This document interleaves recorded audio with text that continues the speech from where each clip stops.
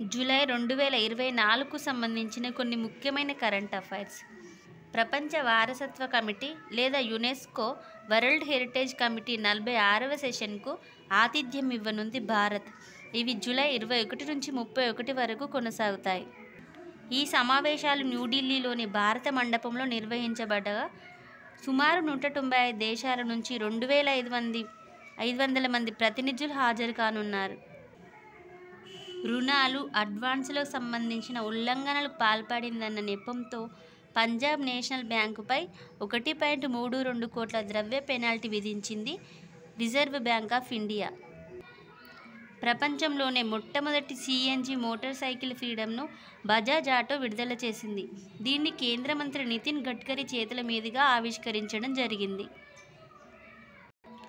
2023-24కు సంబంధించిన ఆర్థిక సంవత్సరంలో భారత రక్షణ రంగం 1,26,887 కోట్ల మైలురాయి సాధించింది.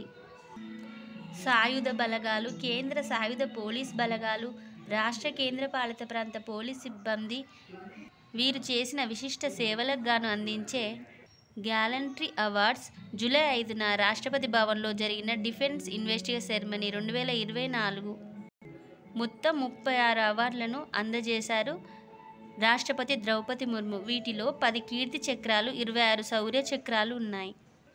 2024లో పారిస్ ఒలింపిక్స్ 28 మంది సభ్యులతో కూడిన బృందానికి నీరజ్ చోప్రా నాయకత్వం వహించనున్నారు.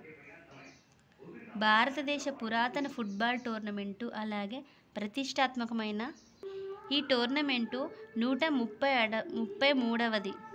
దీన్నే మనం డ్యూరాండ్ కప్ అంటాము. ఇది మొదటిసారిగా 1888లో నిర్వహించబడింది. 2024కు సంబంధించి 133వ డ్యూరాండ్ కప్ జూలై 27 నుంచి కోల్కతా స్టేడియంలో ప్రారంభం కానుంది. 2024కు సంబంధించి డాక్టర్ సి. నారాయణ రెడ్డి జాతీయ సాహిత్య పురస్కారం ప్రముఖ తమిళ రచయిత్రి శివశంకరి గారు పొందారు. భారతదేశం వన్యప్రాణులన్నింటినీ డాక్యుమెంట్ చేసిన ప్రపంచంలోనే తొలి దేశంగా నిలిచింది.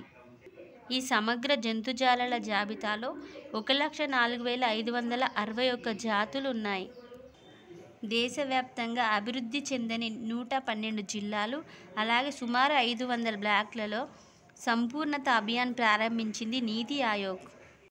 దీనిలో భాగంగా విద్య, ఆరోగ్యం, పోషకాహారం, వ్యవసాయం మొదలగు వాటిలో అభివృద్ధి లక్ష్యంగా ప్రారంభించిన ఈ కార్యక్రమం జూలై 4 నుంచి సెప్టెంబర్ 31 వరకు సుమారు 3 నెలలు నిర్వహించబడుతుంది.